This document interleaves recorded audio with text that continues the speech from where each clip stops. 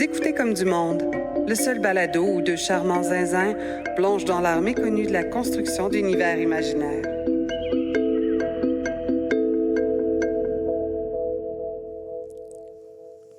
Allô, Julien? Allô, mon zinzin préféré. Tu trouves que je suis un zinzin?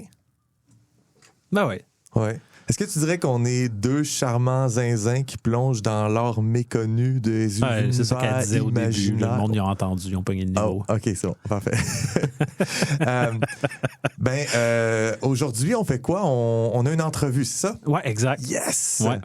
Mais avant ça, je voulais te revenir, Julien, avec ta promesse ou ton semi-engagement. Quelle promesse. Il y a quelques épisodes, tu m'as dit... J'ai dit. Bon, on parlera de ça à l'épisode 22. Ah, Je ouais, pense que tu as ouais. juste nommé un chiffre. Pour toi, cet épisode-là semblait être dans un futur éloigné, qu'en réalité, on est comme un mois plus tard, là, pas plus. Là, je dois faire face à la musique. Tu vas faire face à la musique. Sais-tu à quoi je fais référence? Oui, à l'intégration à ma routine d'un moment privilégié pour m'occuper de choses que j'ai le goût que ça avance. Ouais. Deux. Ouais. Puis, dans le fond, je te cède la parole. Comment ça a été ce mois de faire ça ou ne pas le faire pantoute? Eh bien, je ne l'ai pas fait pantoute.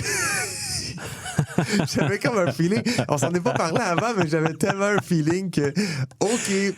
Je pensais que j'avais le temps avant l'épisode 22. Là, je me disais, à un moment donné, je vais le faire. Puis là, non. C'est pas facile de changer des routines. Vraiment pas. Non. Ça devient facile une fois que tu as commencé à intégrer la pratique parce que ça devient ta nouvelle routine. Mm-hmm. Fait que genre, c'est facile de rester dans une routine.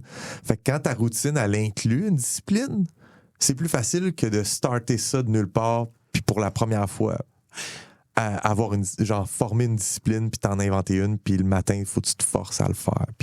Puis j'ai le réflexe négatif, là, on va le dire, de couper dans mon sommeil.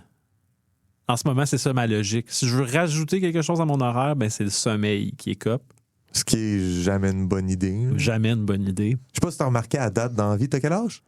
Au moment où on se parle, j'ai 36 ans. C'est ça, 36 ans. Ça fait 36 ans que tu vis, donc. On pourrait dire ça. Je veux juste qu'on ait toutes les cartes là, sur la table. Ouais, j'entends ma 37e année. Super. C'est ça? Ouais. À date, là, est-ce que tu dirais que le sommeil, c'est important ou des fois, tu peux juste pas le faire? J'étais à un âge où je pense que c'est important. OK, c'est pour ça, dans le fond. Ouais. Mais là, je te regarde du haut de tes grands chevaux. Là, comment tu gères ton sommeil, toi? Ça dépend quand, ça dépend quoi. Mon grand chevaux, là... Ton grand chevaux? Ben oui, c'est ça que t'as dit, du haut de... J'ai dit ça? Je sais pas. Non. Mes grands chevaux? Oui. C'est-tu pluriel, ça, mes grands chevaux? Je connais pas ça, les langues, je sais pas. Je sais pas. Non, je dirais que des fois, je peux être pas fier de moi. Des fois, je peux être fier de moi. En ce moment, ça va. En ce moment, quand on a eu cet épisode-là, toi puis moi, je me suis dit, Chris, si Julien le fait, je vais le faire. Tu l'as-tu fait? Oui. Ah. Puis là, je me rends compte que je suis tout seul sur mon cheval. Je suis grand perdant sur toute la ligne. Je suis tout seul sur mon chevaux. T'es tout seul sur ton cheveu. Ouais. Mais c'est ça. Fait que moi, je me suis forcé au début. Puis à un moment donné, c'est juste devenu naturel. Mais tu vois, j'ai aussi tendance à couper dans le sommeil. Puis ça, c'est la partie qui est idiote. Parce que, mettons, hier, j'ai pris le temps d'intégrer ma discipline personnelle, de tout faire, mais j'avais aussi beaucoup, beaucoup d'autres engagements. Quand il était rendu 9 h du soir, j'ai enfin terminé tout. J'ai fait mes entraînements, j'ai fait un peu d'irial. Puis là, il est 9 h, 9 h 30. Puis je sais qu'aujourd'hui, on a une grosse journée d'enregistrement, mais c'était la fête à une amie qui était dans un bar. J'ai dit, je vais y aller, c'est important. Pourquoi pas? C'est l'amitié. Fait que j'ai quand même veillé comme un tapochon. Je suis rentré aux petites heures. Sommeil, l'amitié. Exactement. Là, pour les gens qui n'ont pas le vidéo, là, c'est une histoire de mettre des niveaux. Le sommeil était plus haut que ouais, que c'est ça. Mais en réalité, ce qui s'est passé, c'est que j'ai très peu dormi. mais j'ai mis de l'avant ma discipline personnelle, mes engagements envers moi-même et envers les gens, mais pas envers mon sommeil. Fait que, à un moment donné, le gars, il est cop, là. À soir, je vais tomber. Là. Mais je trouve, j'ai pas de problème en ce moment avec ma productivité. Dans le sens que je trouve que je fais beaucoup d'affaires. Ouais. En fait, c'est pas nécessaire en ce moment que tu aies ça à l'horaire, dans le fond. En fait, il faudrait que je l'aille pour ne pas produire. Il faudrait que j'aie la discipline de dire non ce soir, je ne fais pas ça, je m'en vais me coucher. Ouais, parce que. Ou j'ai lu un livre. C'est pas parce que tu es en train de faire quelque chose qui est comme une aventure de productivité que tu es en train d'être productif. C'est ça. Des fois, tu dis, OK, je m'attelle à la tâche, puis finalement, 2 heures plus tard, tu as écrit 3 lettres. T'as pas avancé, là, t'as rien fait. C'est ça.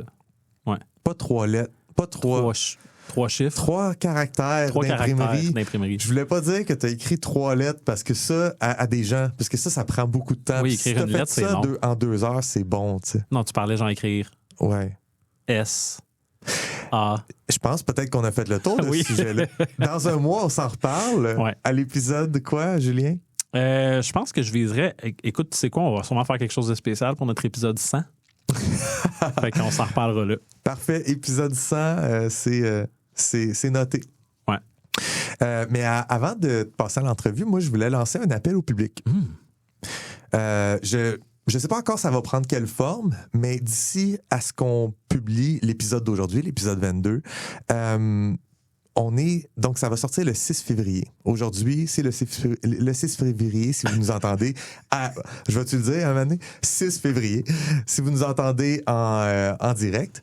Et puis, ça veut dire quoi? Ça veut dire que dans un mois, mon roman Furet Masala sort. Fait que je me suis dit, je vais faire un concours. Fait qu'aujourd'hui, je vais poster ça. Je sais pas encore c'est quoi exactement, mais mon roman va être à donner sur un concours sur Instagram, avec le Instagram de Comme du Monde. OK, fait qu'au moment de la sortie de cet épisode-là, on lit la description de l'épisode, on regarde notre Discord, on regarde sur Instagram, puis il va y avoir un concours. Exactement. Il va y avoir un concours. Puis comme tous les concours, là, tu peux gagner quelque chose. OK, je vais-tu pouvoir participer, moi? Non. OK. Absolument pas, Julien. Tu sais pourquoi tu vas pas avoir besoin de participer? Parce que je vais acheter un livre. Oui, j'allais te dire parce que je vais te donner un livre, mais non, OK, parfait, tu vas acheter un livre. Merci de m'avoir interrompu sur celle-là, ça vient de me donner un peu d'argent. OK, parfait. Hey, on passe à l'entrevue? Ouais. Yes. Puis après l'entrevue, tu nous fais la lecture? Oui, je vous présente une image. Cool, ben on se voit de l'autre côté de l'entrevue. OK, ciao.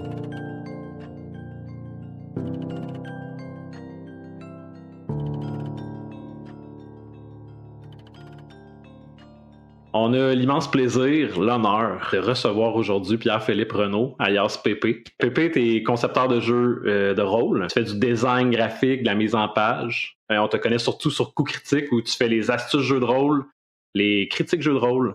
T'incarnes Jacques-Lionel de Ségonne dans Les Duchés d'Obélien. Et surtout, maître de jeu dans Obélien. Bienvenue à Comme du Monde. Salut Pépé! Hey, merci. Allô Joël, allô Julien. Merci beaucoup, merci de l'accueil. C'est vraiment très apprécié de me recevoir. Je suis très content. C'est un immense plaisir. C'est ça, dans le fond, on veut surtout parler de démiurgie, mais on veut aussi parler de jeux de rôle puis de tout ce qui est connexe. Fait que peut-être, pour lancer la conversation, moi, je suis curieux par rapport à Obélien. Je sais que au départ, vous faisiez beaucoup de one-shot sur Coup Critique.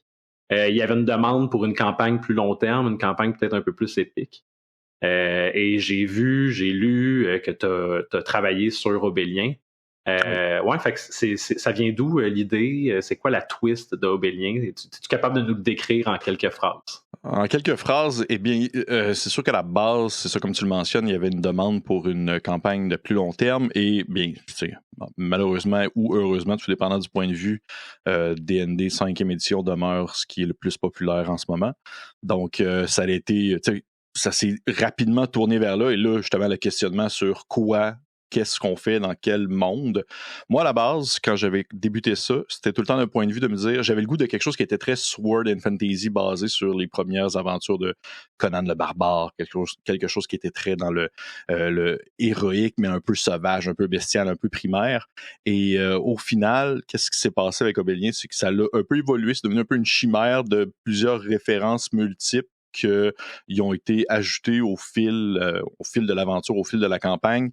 Et en soi, mon but, déjà de prime abord, c'était de focusser sur ce que j'aimais en tant que meneur de jeu, c'est-à-dire l'exploration, qui est comme un des 3 piliers de D&D, si on veut en quelque sorte, et le choc des réalités. Parce que dans le concept de la partie, les personnages arrivent dans un endroit où ils sont des étrangers et où ils ne connaissent rien du tout.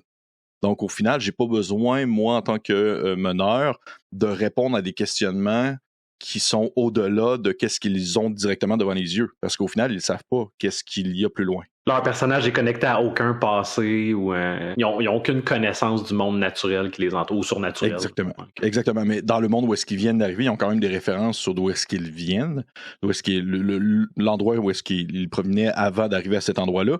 Et ça m'a permis par le fait même de mettre de côté les éléments que j'aime moins. C'est-à-dire, par exemple, rapidement comme ça, je vais dire genre la gestion monétaire. On va me dire combien va coûter 3 pièces d'or, quelque chose. Pour vrai, c'est genre je m'en fous. je m'en contrebalance. Donc, dans le contexte de la partie, ils arrivent là, ils ont de l'argent, mais au final, c'est pas l'argent qui est utilisé dans cet endroit-là. Donc, ça a été allé un peu de fil en aiguille avec du troc. On va dire la base la plus primaire de l'échange des biens monétaires et autres. Fait que c'est un peu comme ça que ça a grandi Obélien. Au fil des parties.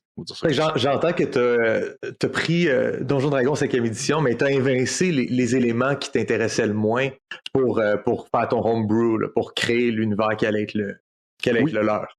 Exactement. Et ça a vraiment été, en fait, Obélien, pour vrai, je suis arrivé avec une feuille. C'est une feuille de points. Lors j'ai fait, et voilà, ça c'est le monde. Vous connaissez les grandes lignes. Maintenant, faites votre personnage et moi, je vais incorporer les éléments que vous inventez dans votre création de personnage dans le monde en soi comme étant des facteurs ou des éléments ou des événements qui sont survenus et qui sont importants. Fait que comme ça a facilement créé des liens entre ce qu'ils sont, ce qu'ils étaient et le monde dans lequel ils évoluent. Les deux sont interreliés, se sont interreliés vraiment facilement au fil des aventures. Mais c'est intéressant parce que tu as quand même fait un choix dans ta création d'univers de juste le fait de te débarrasser du système classique monétaire là, de pièces d'or, pièces d'argent, puis de dire non, dans cet univers-là, c'est pas comme ça que ça fonctionne. Fait que t'as comme déjà un choix qui est fait dans ton monde, mais qui en plus va à l'encontre du jeu que tu utilises pour faire découvrir ce monde-là. Fait que y a-tu d'autres choix comme ça que tu as fait? Vite comme ça, je saurais pas dire, mais c'est sûr que, en fait, tout ce qui touche, le fait que Obélien en soi, l'endroit où est-ce qu'ils sont arrivés au début de la partie, où est-ce qu'ils se sont promenés en quelque sorte une bonne partie de la campagne, c'était tout de même un univers qui était très, on va dire, basé justement sur plus l'Antiquité, quelque chose qui était plus de base, même à certains segments était quasiment presque préhistorique et tout ça.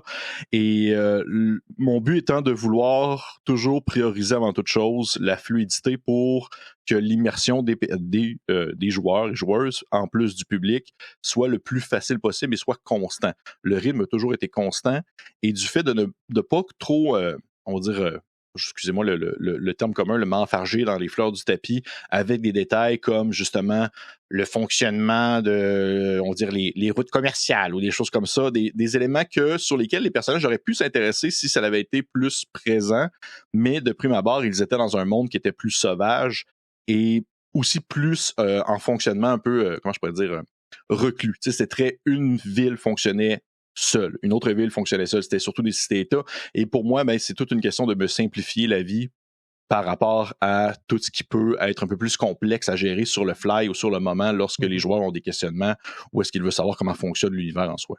Oui, parce que dans le jeu de rôle, il y a toujours une part d'improvisation, oui. Que le meneur de jeu doit trouver des solutions rapides à des questions que les joueurs ont puis qui n'avaient pas anticipé.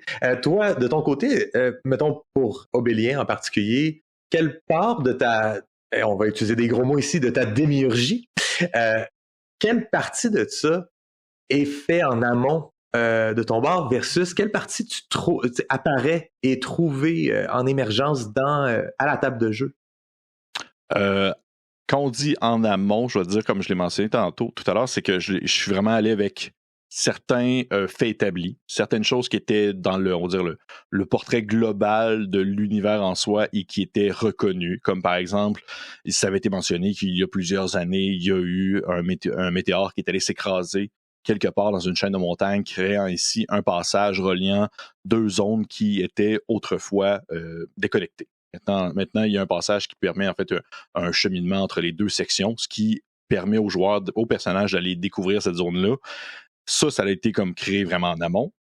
Mais énormément de choses. Je suis beaucoup, beaucoup, beaucoup sur la création spontanée, mais je suis aussi beaucoup sur la création de ce que les personnages, justement, on va dire, comment je pourrais dire ça, sur les éléments que les personnages vont avoir un contact direct et immédiat. Tu sais, mettons qu'ils arrivent dans une ville ou dans un village, je vais tout de suite penser à des éléments que moi, mettons que je me promène dans la rue, qu'est-ce que je vois, qu'est-ce que j'aperçois? Est-ce que c'est des commerces? Est-ce que c'est les gens, un peu comme leurs accoutrements? Est-ce que c'est les moyens de transport? C'est tout ce qui est immédiat.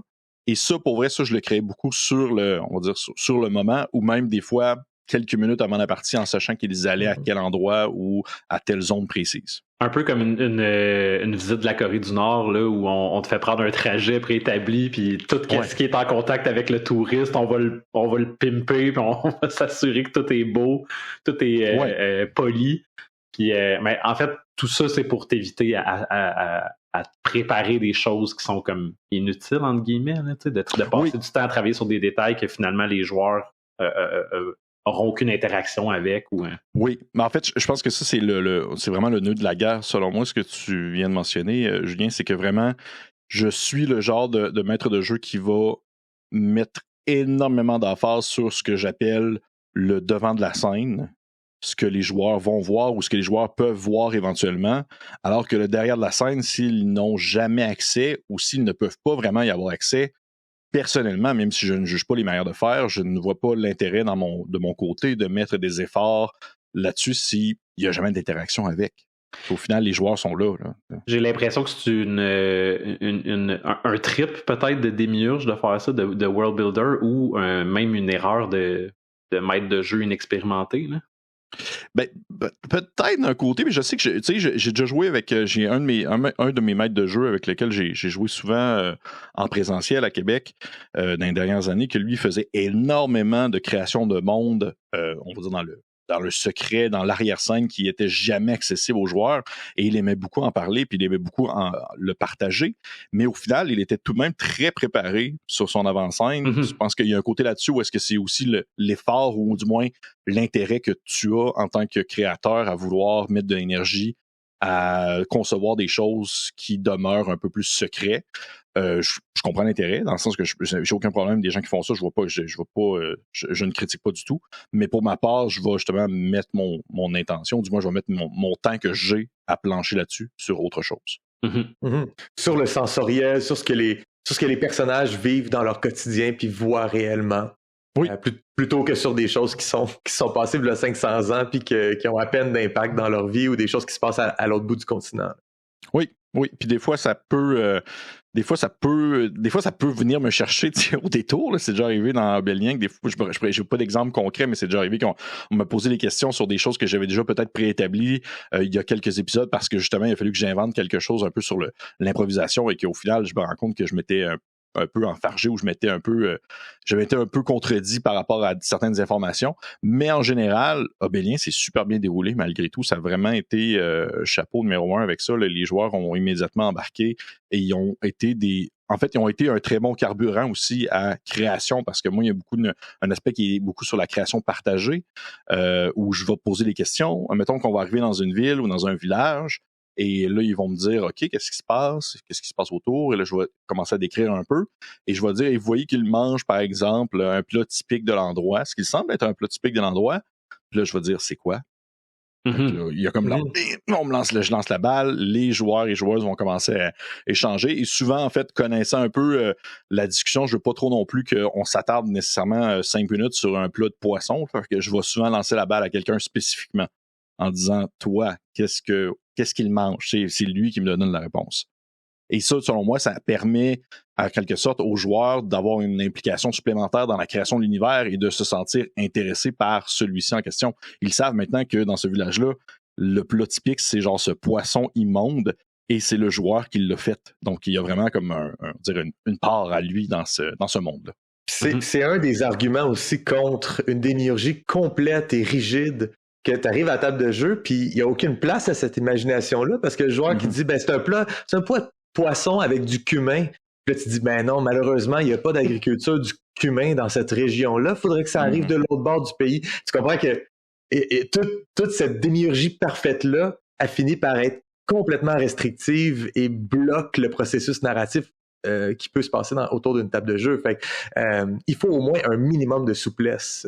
Oui, ben, je suis absolument d'accord. Puis c'est pour ça que en fait, dans mes préférences personnelles, les jeux que j'apprécie moins ont souvent des univers qui sont extrêmement riches et extrêmement complets, qui ont été présentés sur plusieurs éditions différentes d'ouvrages que tu peux plus trouver maintenant aujourd'hui, mais que si tu mentionnes des éléments qui n'ont pas rapport, tu vas te le faire dire par la personne qui connaît du bout des doigts ce monde-là parfait.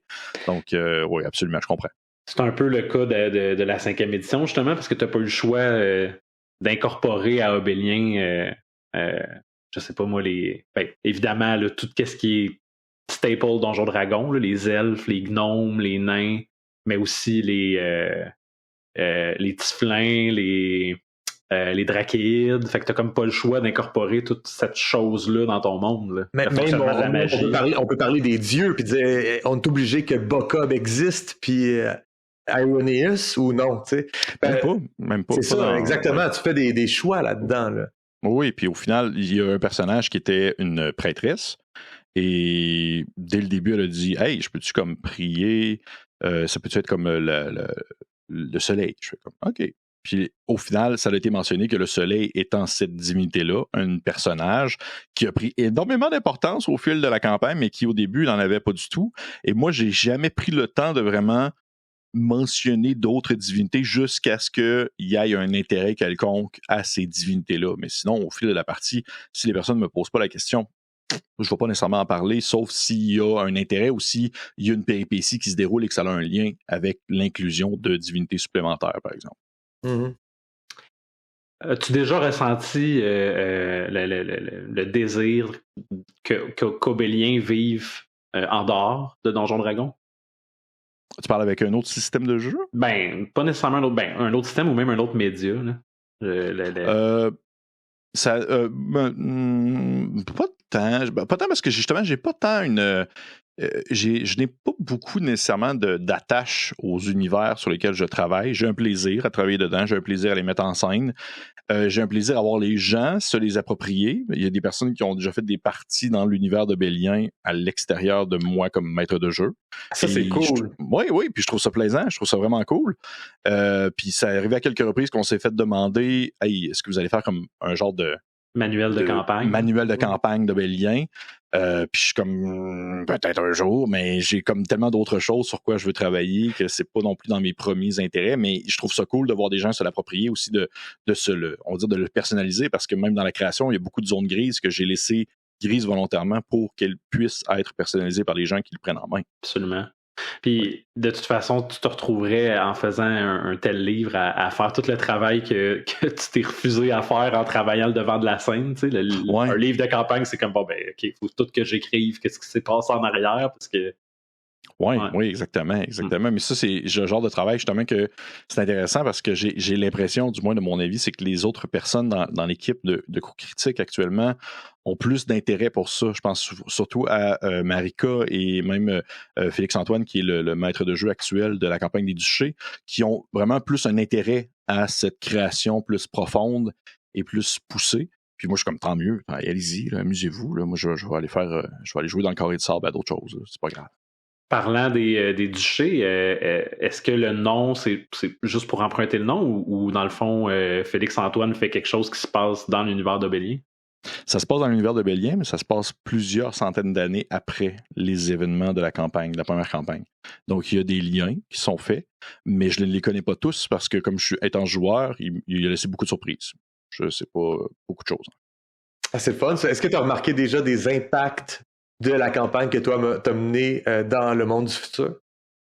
Oui, parce qu'il y a des éléments, il y a des moments dans la partie où est-ce qu'on a rencontré on a croisé des ruines, et c'est vraiment des vieilles ruines, et là, tu voyais des liens qui se faisaient avec la première campagne à ce moment-là, puis j'ai fait genre, un petit brillant, mais ça reste encore minime, mais j'ai l'impression qu'il y a des punchs liés à la campagne 1, liés à la campagne des duchés, que lorsqu'ils vont se dévoiler, ça va être des punchs en soi qui vont être intéressants pour les personnes qui n'ont pas écouté la première saison, mais qui vont aussi avoir des liens avec la première campagne. Mm-hmm. Ben, je ressens quand même pas ton détachement, mais je ressens que t'as pas t'as pas comme la drive ou l'intention plutôt de pousser plus loin Obélien, mais est-ce que des fois tu trouves quand même que de le laisser à quelqu'un d'autre, est-ce que ça te fait un petit pincement? Est-ce qu'il y a des décisions des fois que t'es j'aurais pas fait ça comme ça? Ou... Non, parce que Obélien, c'est très, très... d'un point de vue, tu sais, juste un point de vue géographique, c'est assez gros, c'est assez immense, puis pour vrai, j'ai aucun problème à ce que les gens se l'approprient, ils font un peu ce qu'ils veulent avec. C'est sûr que, tu sais, c'est à partir de demain, quelqu'un me dit « Hey, j'ai fait une game d'Obélien, mais j'ai racheté des mecs warriors, puis des trucs de même. » Je vais peut-être faire « Qu'est-ce qui se passe? » Je vais peut-être trouver ça un peu étrange, mais en soi, j'ai pas... à moins vraiment que ça soit extrême, ça me dérange pas du tout. Tu ressens-tu que la saveur d'Obélien, elle a été... tu parlais tout à l'heure quelque chose d'un peu quasiment préhistorique, Conan. Est-ce que cette saveur-là, tu as réussi à la cerner comme tu voulais? Puis au final, la campagne d'Obélien, elle a ça exactement avec la sauce que tu imaginais?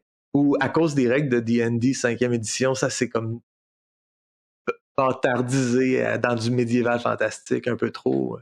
Ça s'est quand même bâtardisé, je te dirais, à cause justement des règles de la 5e édition, mais aussi au fil que ça avançait, au fil que moi, je suis quelqu'un d'assez, on va dire, fluctuant dans mes goûts, mes envies. Puis un année, j'étais comme, hey, j'ai le goût de science-fiction. Je fais-tu de la science-fiction un peu subtile là-dedans, quelque part? Ou, tu sais, j'ai le goût de genre d'horreur cosmique. Je peux-tu comme plugger de l'horreur cosmique quelque part dans la campagne? Donc, au fil de la partie, il y a des éléments qui se sont rajoutés qui ne sont pas du tout dans une ambiance Conan-esque, mais qui se sont tout de même bien accrochés à la campagne et qui ont tout de même eu les effets escomptés. Donc, rendu là, je ne considère pas que c'était trop un clash entre disons, ce que les joueurs attendaient et ce que moi j'attendais comme expérience et par rapport à ce qu'on a vécu. Tu te retrouves-tu à faire... Parce que je sais que sur itch.io, oui. Tu conçois quand même beaucoup de modules d'aventure. Est-ce que dans ta tête, quand tu le crées, ça fait partie d'un univers commun? Est-ce que tu as comme un monde par défaut dans lequel tu vas puiser quand tu crées ces aventures-là? Non, pas du tout. En fait, souvent, quand je vais créer, par exemple, récemment, j'ai sorti un module pour DCC, Dungeon Crawl Classic. Ce que j'apprécie beaucoup, en fait, de ce jeu-là, c'est qu'ils mettent par défaut le fait que les aventures se déroulent dans des endroits qui sont assez restreints. Où est-ce que l'aventure sur se promener sur un chemin pour se rendre d'un village A à un village B est excessivement dangereux et que personne ne fait vraiment ça. Donc, tout se déroule tout de même dans des régions, ou du moins des zones assez petites. Et ça me plaît beaucoup, cette manière de faire-là. Donc, j'ai vraiment plus de plaisir à créer des modules qui ont une saveur et qui ont un caractère et qui sont complets en soi, dire comme ils sont, mais qui peuvent sans problème être pris et être transposés dans un autre univers. Au besoin, parce que je trouve que c'est la meilleure manière de faire pour moi. Si je télécharge, exemple, un module et que celui-ci est très, très, très ancré, mettons que je télécharge, exemple, un jeu de DCC, et là, en le lisant, je me rends compte que ça se passe dans l'univers de Naruto, je vais peut-être faire... Je ne peux pas faire quoi que ce soit avec ça. Ça me... Ouais. Je veux dire tu cherches plus une atmosphère, un mood, que vraiment un monde... Oui, excuse-moi, je voulais pas te couper dans ton... On dirait que t'es en train de parler. Je voulais pas couper non plus. Mais je pense que oui, mais tout de même, j'aime ça avoir une... Tu sais, exemple, un donjon, par exemple. Le classique Dungeon Crawl, on va explorer un donjon. J'aime que le donjon ait une saveur et j'aime que le donjon ait une histoire complète à lui. qui peut se vivre exclusivement dans le donjon et qui se tient ainsi. C'est pour ça que j'apprécie énormément justement tout ce qui va toucher sur l'écologie d'un donjon, c'est-à-dire comment est-ce que le donjon va se sustenter à lui-même et sa logique par rapport à lui-même. Est-ce que ça se tient? Et un donjon qui ne se tient pas et qui n'est pas logique, personnellement, ça me fait décrocher énormément. Tu sais, mettons qu'on me dit, tu rentres dans une pièce et là, il y a un gros maudit monstre. Et là, j'ai toujours le fameux réflexe de me dire, comment il est arrivé là? Comment est-ce qu'il est rentré dans cette grosse pièce-là? Et ça, la porte fait 5 pieds, puis le monstre en fait 30. Ouais, ça me titille beaucoup. C'est pour ça que mangeait quoi, tu sais? Il est juste là derrière la porte, puis il attend un aventurier. Ouais. Ça, c'est le genre de choses qui me fait énormément décrocher. C'est pour ça qu'un beau donjon qui est bien construit et qui a une histoire complète me fait énormément triper. Comme juste, par exemple, le donjon pour... OSA, Old School Essential, qui est Halls of the Blood King, qui est ça, c'est malade! C'est comme le château de Castlevania qui se téléporte d'un univers à l'autre pour la récolte du sang, là. Pour la récolte du sang, exactement. Ouais. Et tout ce qui touche ce module-là, je trouve fou parce que ça se tient dans un tout. Et ça, je trouve ça incroyable. Fait que pour les gens qui connaissent pas, dans le fond, le concept, c'est que c'est comme un genre de seigneur vampire transdimensionnel là, qui voyage de réalité en réalité avec son château pour faire une genre de récolte de sang. Là, puis sont invités dans son château tout plein de ducs importants dans le monde du vampire là, pour participer à cette récolte-là. Oui, puis ça, justement, la beauté de ce module-là, du fait que c'est interdimensionnel, tu peux vraiment le mettre n'importe où. C'est juste... il pop là, et au final, il se passe plein de choses dans le donjon, entre autres des résidus, des genres de champignons qui proviennent d'un autre monde, mais qui se sont accrochés au donjon à mesure qu'ils se déplaçaient et qui grandissent à l'intérieur. C'est juste des petits détails comme ça que je trouve que t'as pas besoin de pousser plus loin pour dire que ça se tient et que ça demeure quelque chose de super intéressant à explorer. Moi, c'est beaucoup dans l'exploration. Fait que si immédiatement je peux découvrir un endroit, une zone assez petite comme un donjon, ben je vais vraiment être curieux d'avoir tous les secrets et toutes les particularités de celui-ci. C'est comme s'il y avait comme un paquet de questions qu'il faut qu'on se pose dans la création d'un donjon, tu sais, à quoi il servait au départ. Pourquoi cette utilisation de départ-là, c'est plus ça qu'on retrouve là. Qui a pris la place des premiers occupants? C'est quoi son utilité maintenant? Fait que tu sais, il y a toute une écologie avec un donjon, là, c'est presque un univers à part. Là. Ben, c'est pour ça que je trouve ça intéressant tout de même, du moins j'espère que je trouve ça intéressant à l'aborder dans le contexte d'une forme de world building en quelque sorte. Là. Est-ce que ça t'est arrivé de revisiter des fois pour une partie 2? Tu sais, je sais que dernièrement t'as mené une campagne de sociofinancement là, pour le nom m'échappe. La tanière des cauchemars et des sucreries. Oui, c'est ça, exactement. La tanière des cauchemars et des sucreries. Que tu as fait en français et en anglais. Oui. Tu parles, excellente aventure d'ailleurs. Pourrait. Ah, merci. Penses-tu que tu vas revisiter à un moment donné cet univers-là? Tu sais? Non, parce que je me suis vraiment écœuré. Ah ouais. Ça, je me suis vraiment écœuré. C'est vraiment plate à dire, mais c'est vraiment à cause de tout ce qui... c'est vraiment plate à dire, mais c'est vraiment la transition de système qui m'a complètement beurré de ce module-là. Là. De devoir le faire justement, c'était OSE et DCC en fait.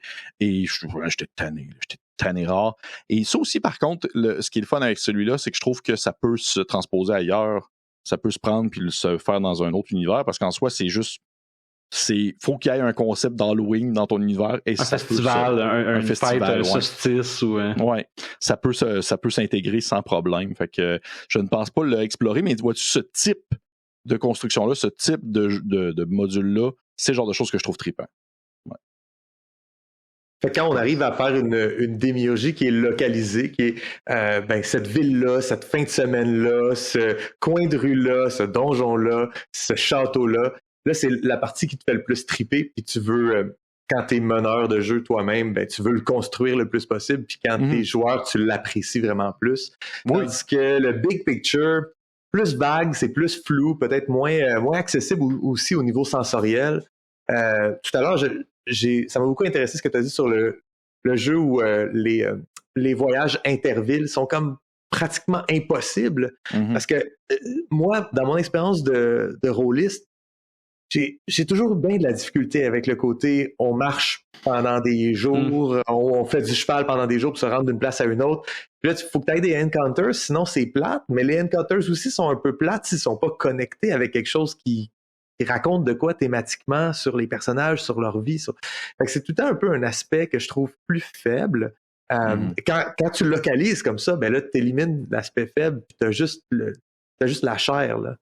Oui, oui, définitivement. Mais en fait, ce que j'aime beaucoup dans le concept d'avoir des rencontres aléatoires, en quelque sorte, lors d'un déplacement pour la création d'un univers, c'est justement, je vois souvent, et mes joueurs et joueuses le savent que j'ai souvent on va dire cette attitude-là, ou du moins ce réflexe-là, c'est que, par exemple, on prend l'exemple de se déplacer entre deux villes et qu'on tombe sur une rencontre aléatoire, je lance au hasard, c'est des bandits, et là, tu dis, pourquoi des bandits? Pourquoi ils seraient là? Tu sais, c'est quoi l'histoire de ces bandits-là? Souvent, ce que je vais faire, c'est, par exemple, les bandits vont arriver, et je vais immédiatement lancer une corde à un des personnages en faisant comme... Tu le reconnais, c'est genre un de tes amis d'enfance qui maintenant est rendu un criminel notoire. Et donc, tout de suite faire des liens juste pour donner un petit quelque chose pour pas que ce soit juste des maudits bandits qui sont là puis qu'ils font juste cambrioler les gens, parce qu'au final, ben, c'est vrai que c'est comme un peu plate alors que tu vis un moment entre deux aventures palpitantes. En fait, la chose qui est intéressante pour un joueur, c'est de sentir qu'il y a une connexion entre ce qu'il est en train de vivre puis ce qui s'imagine être dans son personnage. Fait que si tu as une connexion d'enfance ou si tu as une connexion de vous les avez vus hier à la taverne, les deux peuvent fonctionner, mais il faut qu'il y ait quelque chose d'une façon ou d'une autre. Ah oui, absolument. Sinon, c'est là que ça feel cheap. Oui, ça feel sans saveur. Ouais. Je pense que c'est peut-être aussi une critique du New School que le New School a sur le Old School, c'est que il y a tout le temps ces rencontres-là au hasard, il y a tout le temps c'est procédural, mais il y avait quelque chose de non écrit un peu dans ces règles-là qui voulait qu'on fasse ce genre d'interprétation-là avec les rencontres, qu'on fasse ce petit bout de chemin-là pour venir justifier pourquoi il y a des bandits là ou pourquoi il y a une armée d'orques qui traverse ou pourquoi, tu sais.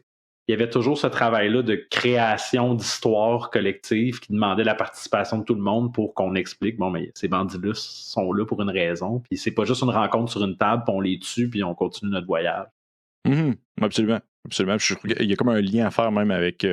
c'est drôle parce que ce que tu mentionnes là, justement, c'est quand même très ancré sur la bonne franquette du old school, mais ça demeure que c'est un lien aussi à faire avec des jeux qui sont beaucoup plus dit narratif, comme par exemple les Powered by Apocalypse, les propulsés par Apocalypse, où il y a une création commune entre le meneur et le joueur, et là, c'est mentionné dans les règles.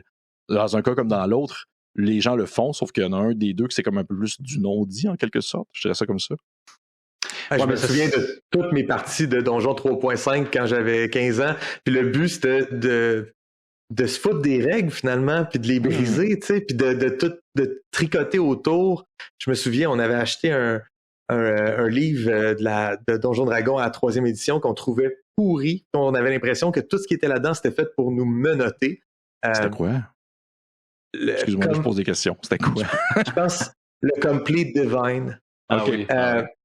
Qu'on trouvait. Puis je me souviens que dans une partie, le livre, une partie qui a été jouée sur un balcon chez quelqu'un avec une piscine hors terre, le livre a fini dans la piscine. Sur une prise de décision du DM de genre non, ça c'est pas de même qu'on va jouer cette fois-ci. Mais ça veut dire que le livre échoue à transmettre un système de règles qui est attirant, qui donne le goût de jouer. Tu sais, parce que quand c'est codifié dans les règles de rendre la participation de tout le monde à table facile puis cohérente pour créer un monde collectif, mais je pense que tu pitches moins ton livre dans la piscine. T'sais. Je me souviens, on était des kids puis on se sentait contraints par le jeu quand l'objectif du jeu de rôle, c'est d'être libre dans un univers narratif. Oui, puis c'est pour un maître de jeu. En tout cas, moi, je sais que quand je fais mes parties hebdomadaires de Monster of the Week, j'ai pas tant une charge lourde de MD parce que je sais que les autres personnes vont rajouter des affaires, puis je vais principalement surfer la vague des idées de mes joueurs. Je trouve que ça permet au maître de jeu justement de se reposer un peu puis d'avoir le réflexe de réfléchir en quelque sorte à la prochaine chose et d'avoir presque une espèce de préparation un peu sommaire sur le moment pendant que tu joues et que ça te et que ça aide à avancer et à créer sur le plus long terme. Du moins, pour moi, c'est ça, quand les joueurs inventent quelque chose, moi, de mon côté, en tant que maître de jeu, ça me permet de juste m'asseoir et faire « OK, on est rendu où? » Puis de concevoir un peu plus par la suite.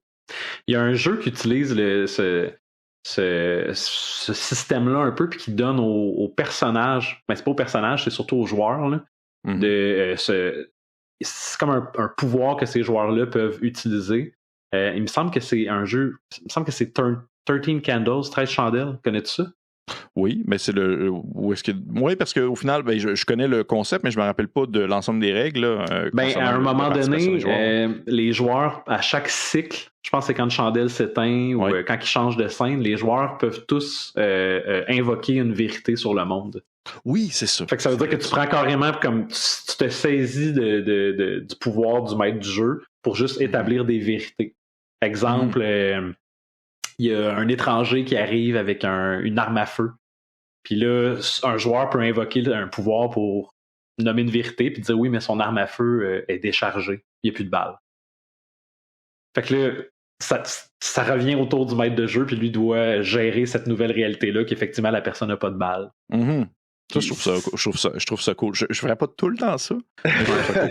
Mais c'est génial en concept. On a l'impression qu'il y a des tables de jeu auxquelles ça fonctionne mieux que d'autres. Ouais. Ça dépend c'est qui tes joueurs, tes joueuses. Parce que à un moment donné, la joke de faire chier le DM peut revenir, puis c'est drôle la première fois, ou tu peux avoir des dissensions dans le groupe de jeu. Là. C'est un jeu qui sert surtout à créer l'atmosphère horreur, puis on joue une partie, puis quand les 13 chandelles sont éteintes, je pense que tous les joueurs sont morts. C'est ça. C'est du court terme. C'est du court terme, oui. Mais reste que dans le court terme, c'est quand même fabuleux de juste pouvoir aller établir des vérités dans l'univers de l'autre. Oui. Ouais. Ben oui, je pense que c'est dans Blades in the Dark que tu peux, toi en tant que personnage, en tant que joueur, tu peux proposer un flashback qui explique pourquoi est-ce que tu réussis dans le fond à accomplir l'action que tu voulais faire parce que tu t'es préparé préalablement à réussir ça. Par exemple, justement, là, on prend ton exemple de tirer du fusil, mais en tant que flashback, tu vas dire non parce que avant hier, puis là, tu as une scène un peu à la Ocean Eleven, là, je suis rentré chez eux et j'ai déchargé son fusil pour être sûr que genre, ils puissent pas me tirer dessus. C'est le genre de petits détails, petits tricks que je trouve quand même intéressants selon le jeu, bien sûr. Mm-hmm. Ah oui, c'est... Ben, comme je le dis, je pense que quand tout le monde s'entend pour ce type de jeu-là, ça peut faire des merveilles. Absolument. On vire la table un peu, là, où on te change de place dans la table. Tu n'es plus derrière l'écran du maître de jeu. Quand tu joues, ou quand tu es spectateur, ou quand tu es lecteur, y a-tu des choses qui t'impressionnent ou des choses qui peuvent te décevoir dans un univers inventé? Oui, bien sûr. Ben, en fait, ce qui m'impressionne, justement, ou du moins ce qui me stimule, on va dire ça plutôt, c'est, je dirais, l'inclusion de choses mondaines qui va rendre mon implication plus forte. Ce qui est tangible, comme je le mentionne tout à l'heure, ce qui est concret, ce que je peux expérimenter dans l'immédiat va tout de suite venir me chercher plus que quelqu'un qui va vouloir me... Tu sais, quelqu'un qui commence à me faire un monologue de 3 minutes en me lâchant 5 noms de montagnes inventées, puis que ces noms-là s'en finissent plus, à ce moment-là, je vais souvent décrocher. Des univers de jeu qui vont avoir des contextes où est-ce que tu peux facilement faire un lien avec notre vrai monde, mais que par-dessus ça, il y a eu comme un espèce de filtre qui a été passé pour dire que non, c'est pas la France, c'est Montaigne. C'est un peu à la, justement, Seven Sea, la 7e mer, je pense en français. C'est le genre de choses qui me fait décrocher un peu. On dirait qu'il y a comme un petit côté pas assumé, que j'aurais aimé ça au final, que ce soit un peu plus mis de l'avant. Et en fait, je pense que ce qui me fait le plus décrocher en tant que joueur et aussi en tant que meneur, en fait, d'un côté comme de l'autre, c'est des jeux à mystère que tu découvres l'univers dans lequel tu joues à mesure que tu joues parce qu'il y a énormément de secrets qui doivent être dévoilés ou de choses qui doivent être comprises à mesure que la partie avance. Et là, l'exemple que je mentionne toujours, malgré le fait que les livres sont de toute beauté, malgré le fait que le système est correct et qu'il y a des concepts qui sont vraiment cool, il y a un jeu qui s'appelle Degenesis, je ne sais pas si vous connaissez ça, qui a un univers qui est impossible à comprendre quand tu ne vas pas te clencher 2 livres de 400 pages. Et autant du point de vue d'un joueur que du point de vue du maître de jeu, un livre à mystère, et même un livre à mystère qui doit sortir des suppléments pour répondre à certaines questions, moi, ça me fait décrocher. Tu me dis en tant que maître de jeu, je lis des choses, je peux l'animer, mais il y a plein de questions qui restent sans réponse et que je vais le savoir quand ils vont sortir tel supplément dans 3 ans. C'est ça. Ouais. C'est un peu comme cacher derrière un jet de connaissances quelque chose de vraiment important ou quelque chose de vraiment cool à savoir sur ton monde, mais t'as pas réussi ton jet. Fait que je te le dis pas. Oui, mais aussi le fait que l'univers est justement très rigide, comme vous avez mentionné tout à l'heure, c'est que le concept est là et tu le sais qu'il doit avoir éventuellement une réponse à ça. Fait que tu peux pas avoir l'espèce de liberté de créer quelque chose sur le fly parce que ça pourrait éventuellement contredire quelque chose de préétabli dans le monde en soi. Et ça me fait décrocher autant comme joueur que meneur, mais beaucoup comme joueur. Ça me... Oh mon Dieu, ça me... C'est ça, ça me dégueule. On va dire ça comme ça. Hey Pépé, notre entrevue tire déjà à sa fin. Oh mon Dieu. J'aimerais te laisser nous parler un petit peu des projets et des choses que tu veux amener à terme en 2024. Y a-tu quelque chose sur quoi tu travailles? Je dirais que mon gros projet pour 2024 reste Horreur Liminal pour la version française que je planche, qui est vraiment une alternative pour le jeu de rôle d'horreur un peu plus minimaliste, un peu plus narratif aussi, qui a quand même une certaine emphase sur tout ce qui touche vraiment le concept des creepypasta, légendes urbaines, backrooms, vraiment l'horreur très moderne 21e siècle. SCP, on parlait d'SCP dans un épisode de GL. Oui, SCP, mais qui possède quand même tout de même un cœur, un squelette de règles qui peut facilement s'adapter à n'importe quoi selon mon très humble avis. Ça, c'est vraiment le gros projet pour 2024 et j'ai hâte je commence à avoir hâte de le mener à terme, mais je trouve ça très stimulant parce que j'ai hâte de voir en fait une réception d'un point de vue québécois francophone. C'est tout le temps un côté, on est quand même un public plus petit, veut pas, fait que j'ai hâte de voir si ça va trouver des preneurs ou pas. Parce que j'espère que oui. Je te le souhaite en tout cas. Ouais, moi, j'ai vraiment hâte de lire ça. Merci beaucoup d'avoir accepté notre invitation. On invite les gens à te suivre sur la chaîne YouTube de Coup Critique, sur ta page Facebook. Il y a une page pour Horreur Liminal aussi, je pense. Si on veut des nouvelles, on mettra le lien avec les Ben oui. Merci beaucoup, Pépé. Merci à vous deux pour vrai, c'était vraiment cool. Salut. Allô.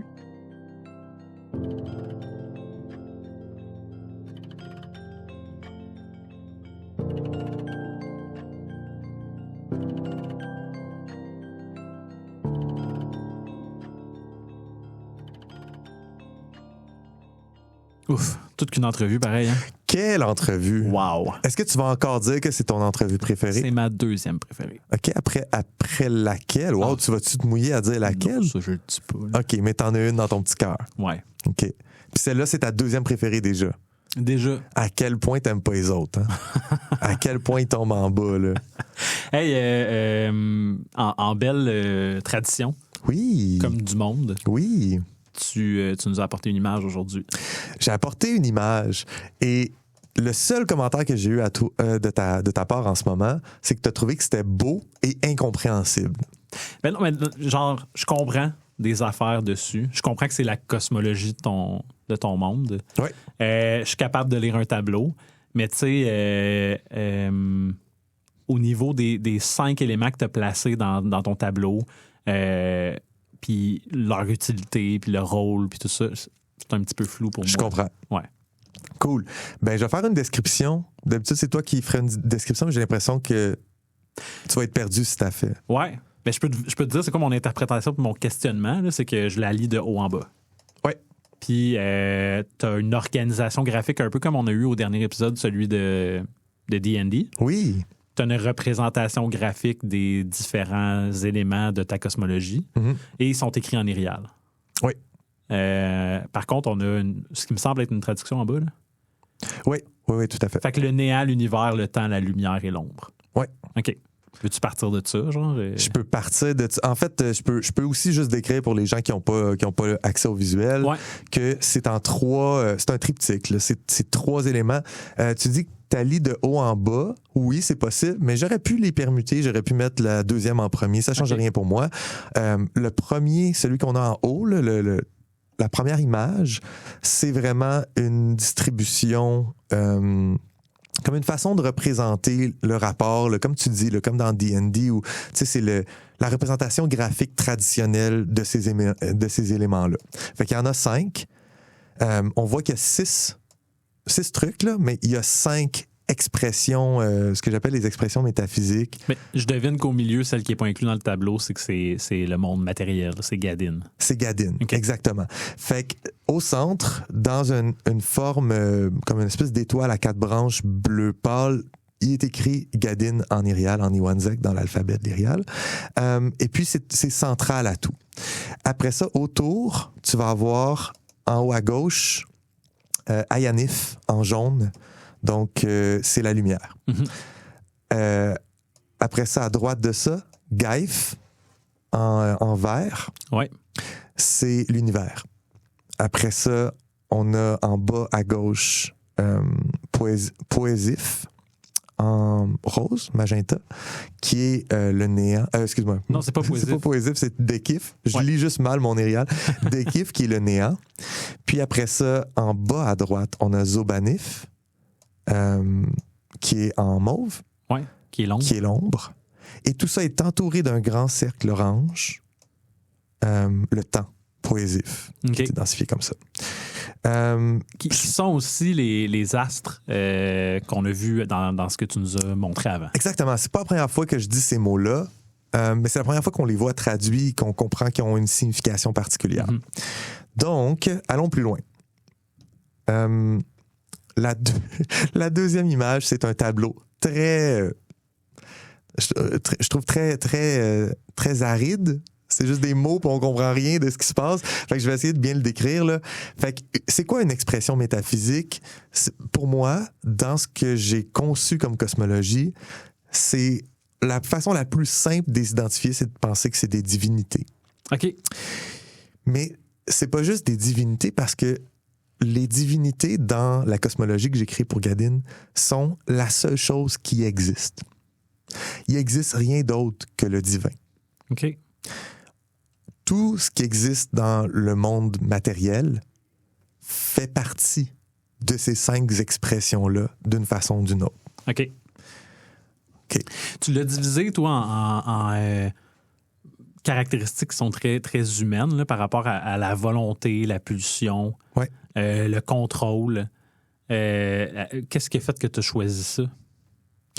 Comme manifestation de ces... Ben, je dois les identifier d'une façon ou d'une autre. Puis, dans ma tête, j'avais des concepts très, très pluriels pour chacune de ces entités-là. Fait que j'étais comme, il y a un peu de ça, il y a un peu de ça, il y a un peu de ça. Mais je me suis dit, ça serait bien de les catégoriser un peu plus puis mettre en contraste certains éléments. Fait que ce que j'identifie comme étant la volonté, ben, on peut toujours regarder les actions de la divinité d'Ekif, mettons, comme une volonté de compression. Puis là, j'ai utilisé des termes anciens qui font très comme la science dure, là, tu sais. Compression, expansion, progression, consomption, corruption. Ouais. Bon, on pourrait quasiment appliquer ces termes-là à des sciences naturelles plus qu'à de la théologie. Oui, absolument. La compression, la gravité, la pression. Exactement.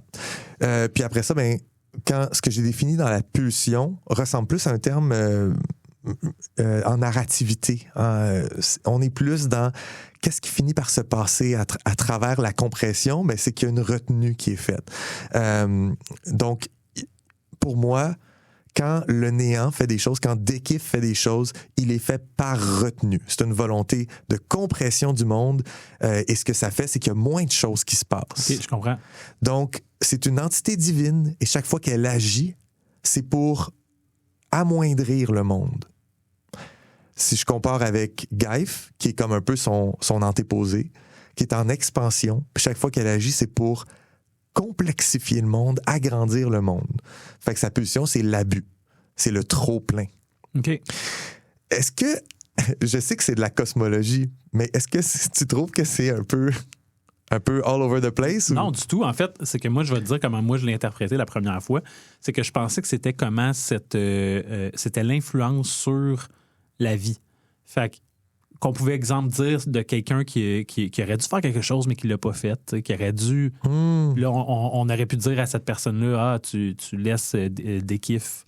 Tu sais, c'est comme ton trait personnel. C'est pas des comme ça. qui... Non, conceptualise les divinités comme un peu comme des dieux grecs avec des défauts, des intentions. Okay. Fait que oui, on est dans quelque chose que je veux enraciner quasiment dans la science. C'est quelque chose d'un peu, comme je disais tout à l'heure, un peu sec. Ouais, OK.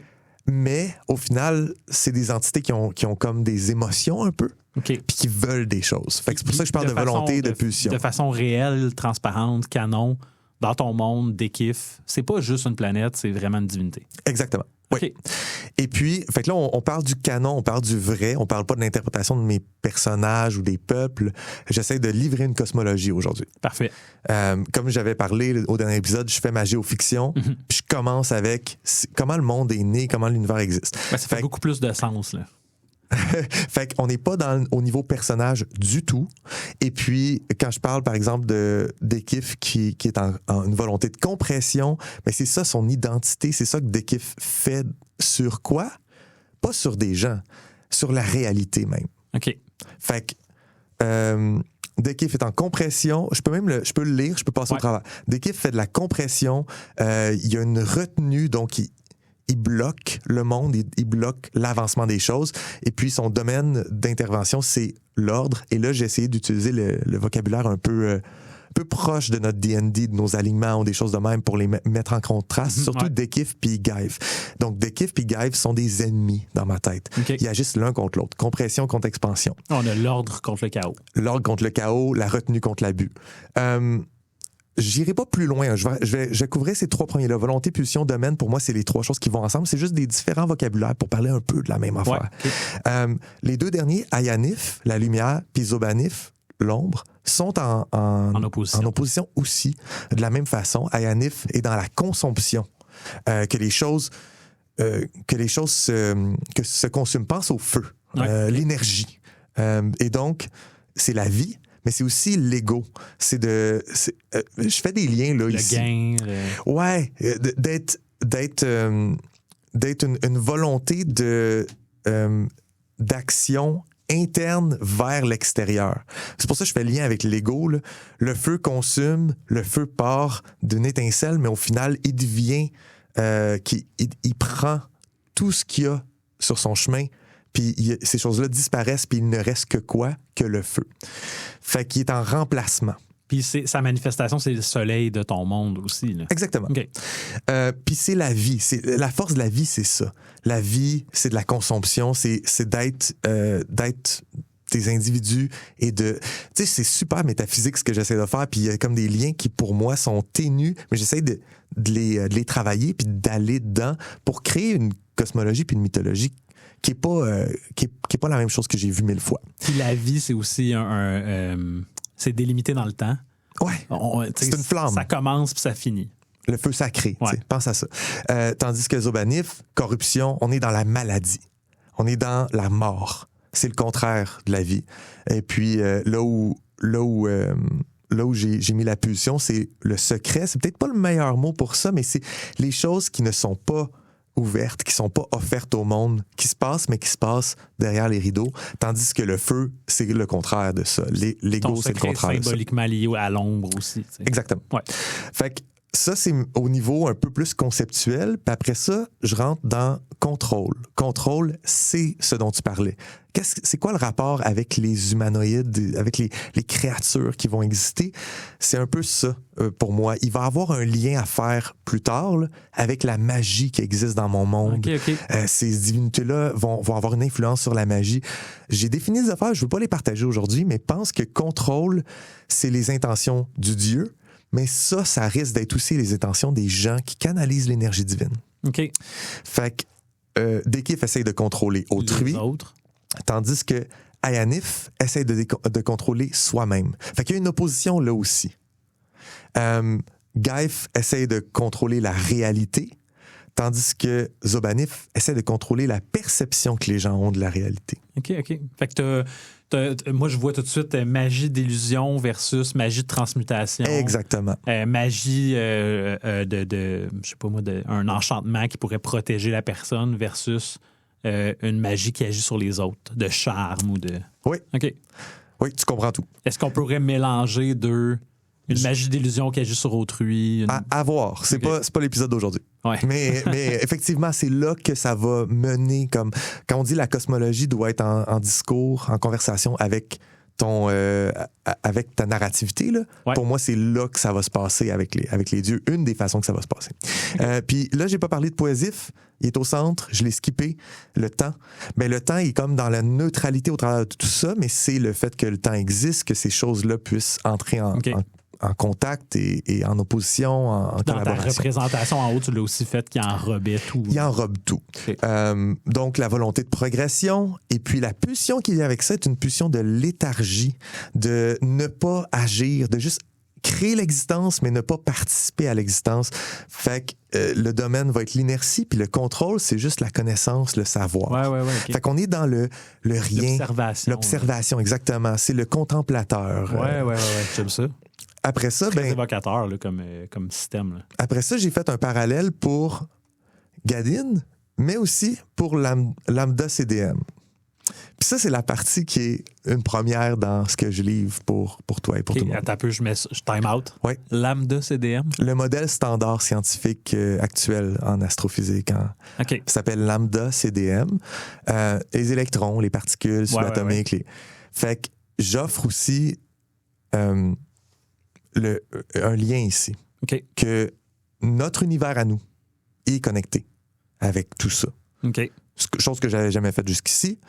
Mais la manifestation que ces 5 expressions métaphysiques-là ont dans notre monde sont le modèle standard scientifique actuel. OK. C'est-à-dire que Ayanif, c'est la matière. Ouais. Poésif, c'est le temps. Gaïf et Zobanif sont 2 choses qui sont définies dans l'astrophysique actuelle, l'énergie sombre et la matière sombre ou la matière noire. Mm-hmm. Je sais pas si tu connais ça, si ça t'intéresse, mais si on fait un moment donné plus de l'astrophysique. Il va falloir qu'on en parle plus, oui. OK.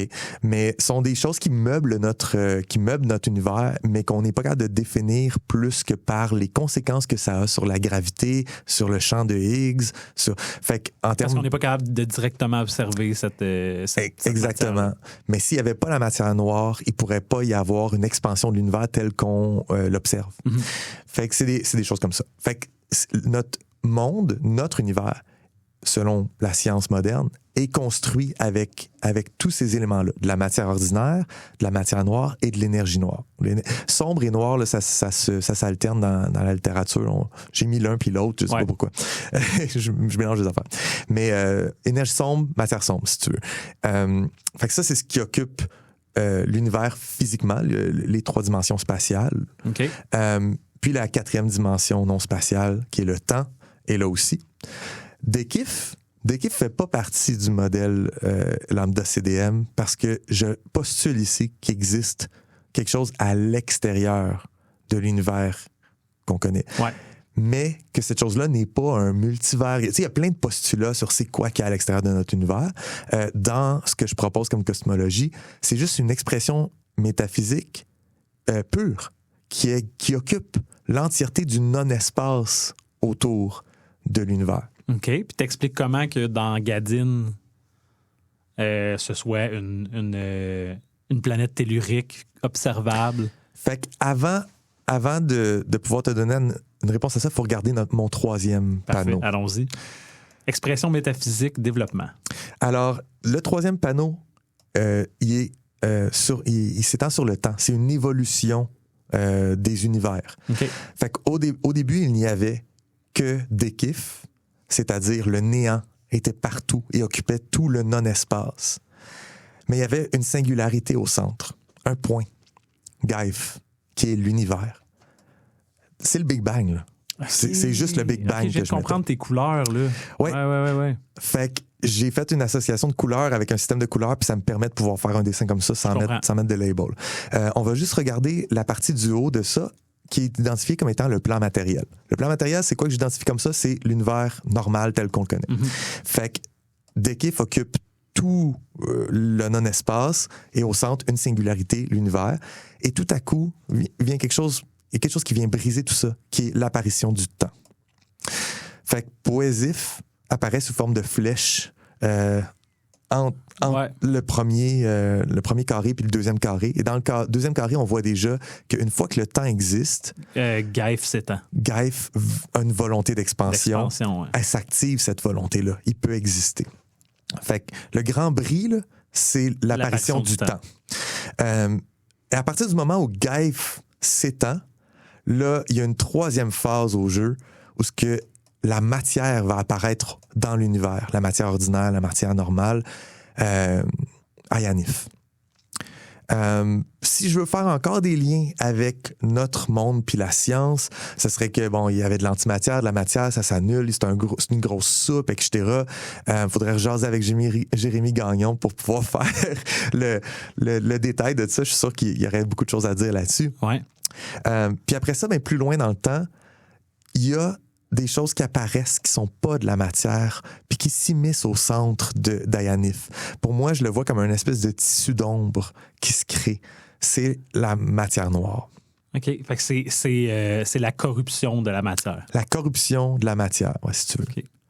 Et puis, l'état final de tout ça, où ce que j'ai Dekif, Gaïf, Ayanif, Zobanif et le temps existe, Poésif, ben c'est l'univers tel qu'on le connaît aujourd'hui, où ce que l'entièreté de notre monde est surtout composée de matière noire. Ouais. Il y a aussi du Gaïf là-dedans, il y a de l'énergie sombre. Puis il y a des parcelles de galaxies, de systèmes solaires, de matière ordinaire, qui est ma lumière, Ayanif. Fait que c'est comme ça que je définis la cosmologie de notre monde à nous. Et en parallèle à ça, je présente le plan immatériel, c'est-à-dire ces énergies-là sont en discussion métaphysique sur un autre niveau que juste le monde matériel. Oui, tu as une question? Oui, parce que il y a quand même quelque chose qui échappe à ton... Ah non, pas du tout. Excuse-moi.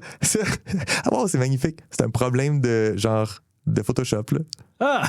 C'est un copier-coller qui s'est perdu. Ah non, c'est canon. Il est là maintenant. Non, c'est pas canon. Je vais l'enlever, même personne va voir de quoi on parle en ce moment. C'est bon. C'est un point qui s'est échappé de l'univers. Wow, non, c'est pas ça. C'est pas. T'as sûrement pensé que c'était peut-être Gadin qui était là. Absolument, parce que c'est pas du tout Gadin qui arrive à voir non, pas du tout. À tout ça, mais non, OK. Fait que je vais maintenant présenter l'autre pan de ça qui est... C'est un combat, c'est un struggle, c'est une lutte de temps immémorial entre ces entités-là. Et donc, je les présente sous un plan immatériel, leur combat dans leurs expressions. Fait qu'en bas, complètement, on voit deux petits cercles qui sont mes représentations là, avec le petit symbole en érial, qui sont en opposition. Fait qu'au départ, il y a que... Puis tout ça est parallèle, là, pour les gens qui ne voient pas l'image, tout ça est parallèle à mes 5 évolutions matérielles. Ben, c'est 5 évolutions immatérielles. Au départ, c'est juste 2 cercles reliés par une ligne. Cette ligne-là représente l'opposition. C'est pour ça que j'ai fait une ligne qui est un peu en zigzag. Gaïf et Dekif, le néant et l'univers sont en opposition. Ensuite, avec le temps, ils évoluent. Puis c'est quoi qui change? C'est quand maintenant, il y a le temps. Donc, ils sont encore en opposition, puis sont en relation de neutralité avec un 3e point qui vient former un triangle de mon plan immatériel, de mon monde des idées. Après ça, au troisième panneau, ben, tu as Ayanif qui est apparu. La lumière existe, la matière existe. Alors, elle vient s'ajouter et vient former le top du triangle, ce qui relègue le temps à un point central, un point de neutralité totale. Son rapport est neutre avec les 3 autres. Et le rapport entre Gaïf et Dekif est encore en opposition. C'est pour ça mon zigzag. Le rapport entre Ayanif et Gaïf est favorable, lui. Donc, la lumière et l'univers, la matière et l'univers sont ensemble dans ce projet-là. Puis, il y a une neutralité entre le néant et la matière. Bon, après ça se complexifie encore. Il y a Zobanif qui apparaît, donc l'ombre apparaît, et cette ombre-là est en directe opposition avec la lumière. Donc, ça forme une nouvelle figure à 5 points. Maintenant, je les place comme étant 4 éléments qui sont en discussion où ce que la lumière et l'ombre saillissent, l'univers et le néant saillissent, la lumière et l'univers s'aiment, l'ombre et le néant s'aiment, et puis les deux autres relations sont neutres, et tous ces éléments-là sont en neutralité avec ce que je place comme étant le sommet d'une pyramide à base carrée, le temps. Le temps qui est comme en overview de tout. Après ça, dans le dernier, il y a cet élément-là où ce que dans ce combat-là, le combat immatériel, se crée une extension matérialisante au centre de ce combat-là, Gadin. Et Gadin est simplement un terrain de bataille pour les 5 expressions métaphysiques. Où ce que tout ce qui va se passer là-dedans contient un peu une espèce de sommation des choses qui se passent pour vrai dans notre univers. Fait que c'est une dimension parallèle, mais en extension puis en petitesse. Est-ce que c'est là que le destin vraiment de l'issue de ce combat-là va se jouer? C'est l'endroit le plus important, c'est l'arène.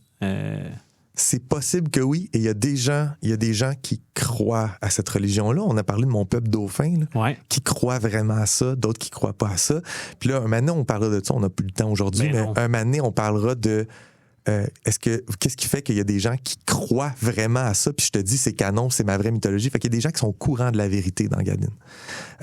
Mais pour finaliser la présentation, ben, dans le fond, les 5 dieux ont une manifestation matérielle autour de Gadin, les astres. Ouais. Fait que c'est pour ça que je l'avais présenté il y a longtemps comme des astres qui tournent autour de Gadin. Ouais, mais absolument. c'est l'œil là, qui regarde qu'est-ce qui est en train de se passer. Puis quand le soleil est là en plein jour, ben il est plus fort. Les gens qui tirent leur énergie, leur magie du soleil, peu importe, on va avoir comme plus de force. Puis quand c'est la lune, fait que c'est un peu, je veux jouer avec ça éventuellement. Mais t'as quand même... t'indiques que, bon, t'as une planète tellurique, t'as une planète gazeuse. Est-ce qu'il se comporte en tant que corps céleste comme on peut... OK. Exactement. C'est comme si tu étais dans une simulation totale et vraisemblable et véridique où ce que, les lois de la physique de l'univers s'appliquent dans Gadin, parce que Gadin, c'est une espèce de microcosme de l'univers qui a été recréé à travers la bataille dans le plan immatériel. C'est comme si ces divinités-là, immatérielles, au moment où ils décident de s'engager dans le monde matériel, doivent jouer les règles du jeu. Oui, exactement. Cool. C'est crunchy, hein?